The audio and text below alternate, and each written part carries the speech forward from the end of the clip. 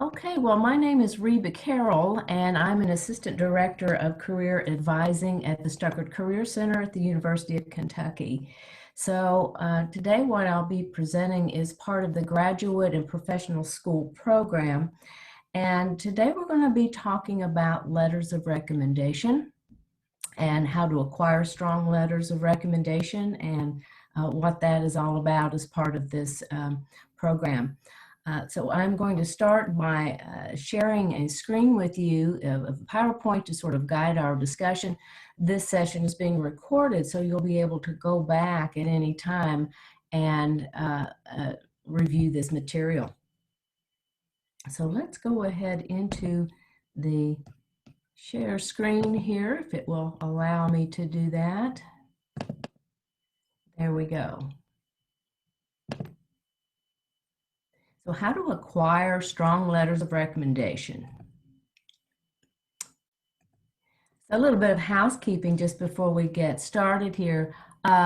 It will be recorded and it will be shared via our Facebook page at the University of Kentucky Stuckert Career Center after this event is complete. You are automatically muted upon entering the presentation. That sort of, as you know, prevents external noise if you've been working on this format for very long.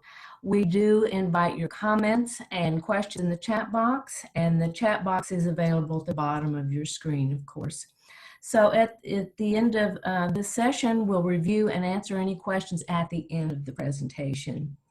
If you have specific questions related to your application process, please schedule for a graduate professional school prep appointment through Handshake. So you have a Handshake account and you can get to it through that link below on the screen. All right, so let's just get started here. Just briefly, letters of recommendation are important. They're a huge part of your application process, as you know. They're very influential for your graduate professional school acceptance. So we're going to talk a little bit about how to choose those folks and how to approach them. Keep in mind, if you're a freshman, it's not too early for you to be thinking about building relationships with folks who may be potential people who can write letters of recommendation for you. These references are something you want to start to build early on. So you need to have that in the back of your mind, even if you're not really sure if you're going to be attending a graduate school or professional school as a freshman. You still may want to use these professors and faculty and other people that you'll be coming in contact with, advisors, for example, for job references. So always have letters of recommendation or references in the back of your mind while you're in your college career. So building relationships is key. So as we see here, it says there's no need to be intimidated or shy around faculty members or others who instruct you or employ you within your field of interest. Let faculty know who you are by reaching out to them. It's a good time to go after class and introduce yourself, especially if you're in a large freshman class, for example. Ask for feedback about your work and build a relationship just beyond getting a grade from that professor. Connect through their office hours, follow up. So not only are these relationships able to improve your chance of getting into graduate programs, but it just enhances the quality of your education. So start reaching out a little at a time, maybe approaching those more friendly faculty at first if you're feeling a little bit shy about reaching out. You aren't the only one who can be intimidated, especially as a freshman, even a sophomore, with your faculty. So choose writers wisely. So here are a couple of tips in choosing which faculty to ask for letters of recommendation. Choose, of course, those who like you, who know and respect your work, and who are willing to give a strong reference. So when you're asking for a letter of reference, you might always want to say, could I count on you for a positive reference? Also choose references that you think to be good writers, not references, rather faculty that you think to be good writers, and those who have mentioned that they've written letters of recommendation before. Some professors just don't. They don't, by matter of principle, choose not to write letters of recommendation. So sort of feel them out a little bit and see if you're hearing from others that they've written letters of recommendation from your upperclassmen, for example. So talk to some seniors and see who might be willing to write letters of recommendation in your field study. Feeling shy, remember again, if you've been building a rapport with faculty members during your undergraduate studies, you'll be less likely to be shy about asking for a letter of reference as a senior. Caution. If you're feeling shy, you might be tempted to write a letter of request by email. However, that is poor communication etiquette in this case. So always, when possible, approach an instructor face-to-face out of courtesy. And also, you will be able to get a response quickly as to whether or not they're willing to write a letter for you. If you send an email, often that email can be deleted or overlooked, and it can waste valuable time as you wait for a reply. Often you're waiting to hear from them, and the clock is ticking as to your deadline. So also keep in mind, ask early if you know that you're going to need these letters of recommendation. Don't wait to the last minute to put pressure on that faculty to write this document for you. So let's say you've had faculty agree to write a letter of recommendation for you. It's common, there's nothing illicit about coaching faculty on how to write the letter of recommendation, what you think it would need to contain, as long as it's honest. So often you may already know the qualifications a certain committee is looking for in candidates. So you can pass that information on to faculty. So schedule a time, an office hour where you can sit down with that faculty, buy them a cup of coffee or whatever, and meet after class. Share the qualifications that this committee is looking for with the faculty member, and explain to the faculty member how you meet those qualifications. Faculty usually appreciate this input. It makes it a lot easier on them to write this letter for you if you give them something to go by. Often they will ask you for information, especially if they've done this before. They say, hey, how can you help me out to write a good letter for you? So one way you can do this is to share material with them, such as your curriculum vitae, which is part of your application process, or a resume in some cases. In most cases, you'll be writing a personal statement, so share that with the faculty. They may learn something about you through that personal statement that they have never learned before, which will help them write the letter of recommendation for you. Any research, any past assignments, if you have anything digital that you would like to share, or portfolios that you would like to share, now is a good time with this scheduled meeting with the faculty member.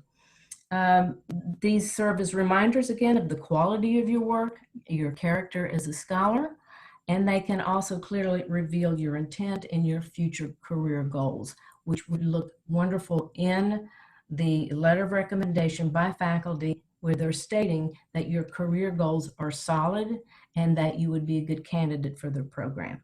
Keep in mind, you are promoting yourself through this application process. You're marketing yourself. So any help that you can get from your letters of recommendation will only build on that marketing of yourself, that professional presence that you're trying to create to get into the program. So always remain aware of how many letters of recommendation are required for each program to which you apply. Follow instructions carefully. A big part of the application process to graduate school relies on how well you follow instructions and your attention to detail. So, for example, a program may request 2 letters from faculty and 1 from outside your field of study, maybe an employer. So make sure you're following the instructions and read the fine print here for what they're requiring. Each school will be a little bit different. Keep checking in with faculty to see that they're aware of the deadline for this letter of recommendation. You might have to nudge them a little bit from time to time.